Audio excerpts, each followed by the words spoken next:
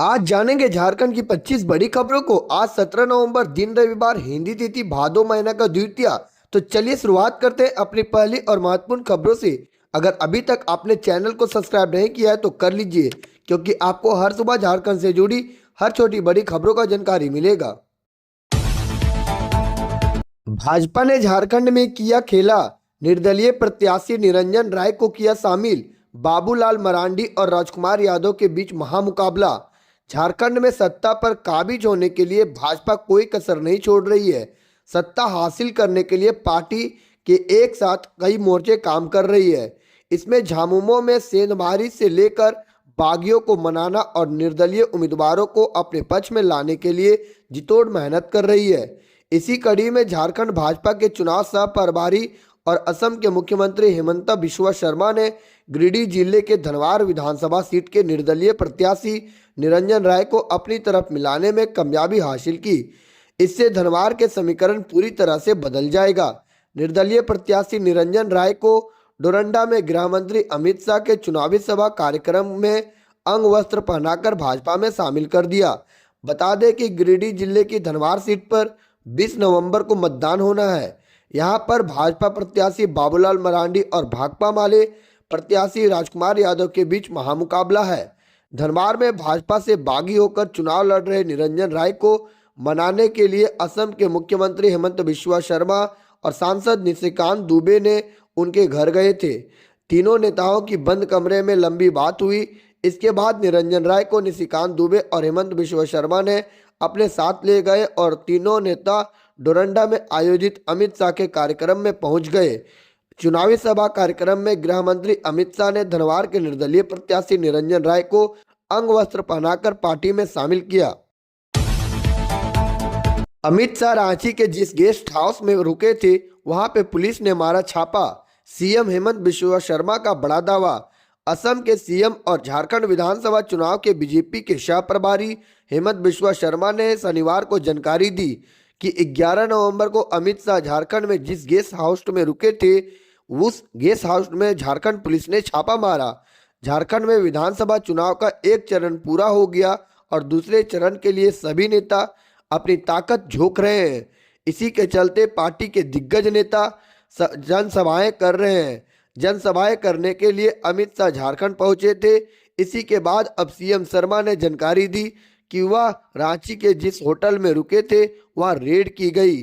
CM Hemant Bishwa Sharma ने social media handle x पर post करते हुए कहा, गृह मंत्री अमित शाह 11 नवंबर की रात रांची के सरला बिरला स्कूल गेस्ट हाउस में ठहरे थे। आज झारखंड पुलिस ने बिना किसी ठोस कारण के इस संस्था पर छापा मारा। पुलिस के इस एक्शन को लेकर सीएम शर्मा ने राज्य की हेमंत सरकार पर निशाना साधा। सीएम शर्मा ने हेमंत सरकार पर हमला करते हुए कहा, इससे सत्तारूढ़ सरकार की बढ़ती बेचैनी स्पष्ट होती है। मैं सभी सरकारी अधिकारियों से अपील करता हूं कि वे अपने कर्तव्य और निर्वहन कानून के दायरे में रहकर करें। कानून का पालन सर्वोपरि है। अनावश्यक दबाव में न आए और राजनीतिक अकाओं को खुश करने के लिए अपनी ईमानदारी और निष्पक्षता से समझौता न करें। जेएमएम प्रत्याशी के पोस्टर में बीजेपी उम्मीदवार का चेहरा। बाबूलाल मरांडी ने चुनाव आयोग से की कार्रवाई की मांग। झारखंड में जारी विधानसभा चुनाव के पहले चरण में 43 सीटों पर मतदान हो चुका है।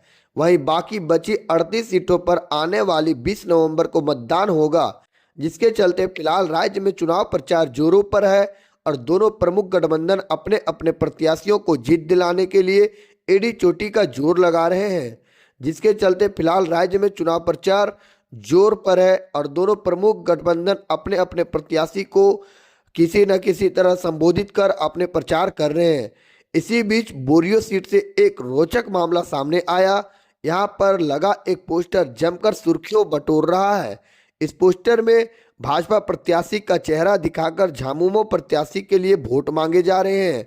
राज्य के पूर्व मुख्यमंत्री और प्रदेश भाजपा अध्यक्ष बाबूलाल मरांडी ने इस पोस्टर को शेयर करते हुए इसकी शिकायत निर्वाचन आयोग और गृह मंत्री अमित शाह से की। मरांडी ने एक अन्य यूजर की पोस्टर को शेयर करते हुए लिखा, ये गंभीर मामला है। भारतीय निर्वाचन आयोग इसकी तुरंत जांच करा झारखंड मुक्ति मोर्चा के उम्मीदवार की उम्मीदवारी रद्द करे उस पर आपराधिक मुकदमा दर्ज कर गिरफ्तार करे, जो झारखंड भाजपा के लोकप्रिय उम्मीदवार का फोटो लगाकर जेएमएम के लिए वोट मांगे और मतदाताओं के साथ धोखाधड़ी कर रहा है।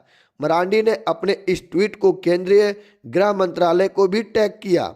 दरअसल मरांडी ने अखिलेश सिंह की जो पोस्टर शेयर की, उसमें झारखंड मुक्ति मोर्चा का एक पोस्टर दिखाई दे रहा है, जिसमें बोरियो सीट से पार्टी उम्मीदवार धनंजय सोरेन को वोट देने की अपील की गई है।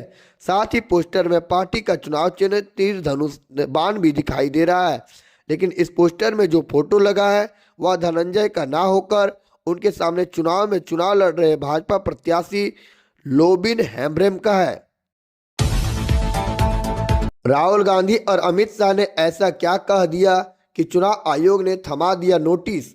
चुनाव आयोग ने शनिवार को दो प्रमुख प्रतिद्वंदित राष्ट्रीय पार्टियों बीजेपी और कांग्रेस के अध्यक्षों को नोटिस थमा दिया। आयोग ने यह नोटिस उनके स्टार प्रचारक अमित शाह और राहुल गांधी की टिप्पणियों को लेकर जारी किया है। दोनों दलों से इस पर स्पष्टीकरण का मांग किया गया। कथित तौर पर दोनों नेताओं की टिप्पणियों में चुनाव आचार संहिता का उल्लंघन किया गया है। बीजेपी के अध्यक्ष जेपी नड्डा और कांग्रेस अध्यक्ष मल्लिकार्जुन खड़गे को महाराष्ट्र और झारखंड में मतदान का सिलसिला खत्म होने से 2 दिन पहले सोमवार का दिन शुरू होने यानी रात 1 बजे तक अपने अपने जवाब देने हैं। बीजेपी ने राहुल गांधी के खिलाफ शिकायत दर्ज कराई थी, जिसमें दावा किया गया था कि उन्होंने 6 नवंबर को मुंबई में दिए गए भाषण में अन्य राज्यों पर महाराष्ट्र के कथित अवसर चुराने और छीनने का झूठा आरोप लगाया। बीजेपी ने 11 नवंबर को की गई शिकायत में कहा, राहुल गांधी अपने बयानों से महाराष्ट्र के युवाओं को भड़का रहे हैं, जो देश की एकता और अखंडता के लिए बेहद खतरनाक है। उनके प्रचार और आचरण के सामान्य पैटर्न के अनुरूप जैसा कि अपेक्षित था, राहुल गांधी का भाषण झूठ और मिथ्या था, जिसका उद्देश्य भारत के राज्यों के बीच असंतोष, दुश्मनी और दुर्व्यवहार पैदा करना था। राहुल गांधी ने अपने भ्रामक बयान से महाराष्ट्र, गुजरात और अन्य राज्यों के लोगों के बीच विभाजन पैदा करने की कोशिश की है।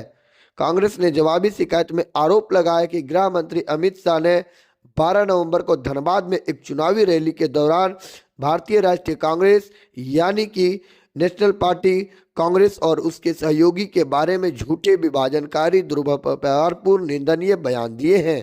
कांग्रेस ने 13 नवंबर को शिकायत में कहा, अपने भाषण के दौरान अमित शाह ने आरोप लगाया कि कांग्रेस और उसके सहयोगी अनुसूचित जाति, अनुसूचित जनजाति और अन्य पिछड़ा वर्ग के खिलाफ है, देश में आतंकवाद को बढ़ावा दे रहे हैं।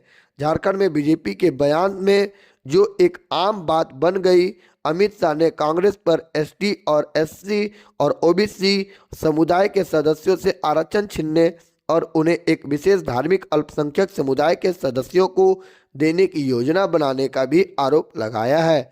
यानी कि बीजेपी कांग्रेस पर आरोप लगा रही है, कांग्रेस बीजेपी पर आरोप लगा रही है, और जहां भी भाषण संबोधित करने जा रहे हैं वहां एक दूसरे को शिकायत कर रहे हैं। इसलिए चुनाव आयोग ने इसका जल्द से जल्द जवाब मांगा है कि आप ऐसा क्यों कर रहे हैं जबकि आचार संहिता लागू है। बीजेपी ने रख दिया सराय काले खां बस स्टैंड का नाम बिरसा मुंडा चौक। हेमंत सोरेन ने कहा, यह हमारे भगवान का अपमान है। केंद्र सरकार यह कहे कि बीजेपी ने दिल्ली के सराय काले खां चौक का नाम बिरसा मुंडा चौक रख दिया। ऐसा बिरसा मुंडा की 15 नवंबर को 150वीं जयंती के मौके पर किया गया। बिरसा मुंडा आदिवासी स्वतंत्रता सेनानी थे और झारखंड के साथ ही समूचे आदिवासी समाज में उन्हें भगवान का दर्जा दिया जाता है। बिरसा मुंडा ने महज 25 वर्ष की उम्र में अंग्रेजी शासन के खिलाफ विद्रोह का बिगुल बजा दिया था, जिस पर उन्हें गिरफ्तार कर लिया और युवा व्यवस्था में ही उनकी हिरासत में मौत हो गई। बीते 4 साल से 15 नवंबर को जनजातीय गौरव दिवस के रूप में मनाया जाने लगा, क्योंकि इसी तारीख को बिरसा मुंडा का जन्मदिन भी हुआ था। हाल ही में विश्वविद्यालय अनुदान आयोग ने सभी विश्वविद्यालयों को उनका जन्मदिन मनाने का निर्देश दिया। शुक्रवार को हरियाणा के पूर्व मुख्यमंत्री और वर्तमान में केंद्रीय शहरी विकास मंत्री मनोहर लाल खट्टर ने घोषणा किया कि दक्षिणी दिल्ली के पूर्वी छोर पर बने बस स्टैंड के चौराहे को सराय काले खां चौक को बिरसा मुंडा के चौक से जाना जाएगा। इस घोषणा के पीछे राजनीतिक मंशा साफ नजर आती है, क्योंकि झारखंड में अभी दूसरे दौर का मतदान और महाराष्ट्र में सभी सीटों पर 20 नवंबर को मतदान होने वाला है। बिरसा मुंडा को झारखंड में नायक नाम का दर्जा हासिल है।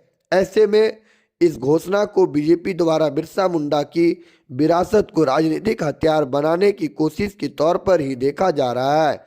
झारखंड के मुख्यमंत्री हेमंत सोरेन ने सराय काले चौक बिरसा मुंडा के नाम पर रखे जाने का विद्रोह किया। उनका कहना है कि ऐसा करके बीजेपी ने झारखंड के स्वतंत्रता सेनानी का अपमान किया है, क्योंकि हम झारखंड वासियों हम बिरसा मुंडा को एक नायक के रूप और भगवान के रूप में देखते हैं और उनसे पूजते हैं। हेमंत सोरेन ने एक्स पर सराय काले खां चौक की फोटो शेयर कर लिखा, यह भगवान बिरसा मुंडा का अपमान है। दोस्तों आज के लिए इतना ही। अगर अभी तक आपने चैनल को सब्सक्राइब नहीं किया है तो कर लीजिए, क्योंकि आपको हर सुबह झारखंड से जुड़ी हर छोटी बड़ी खबरों का जानकारी मिलता रहेगा। खबर देखने के लिए बहुत बहुत धन्यवाद।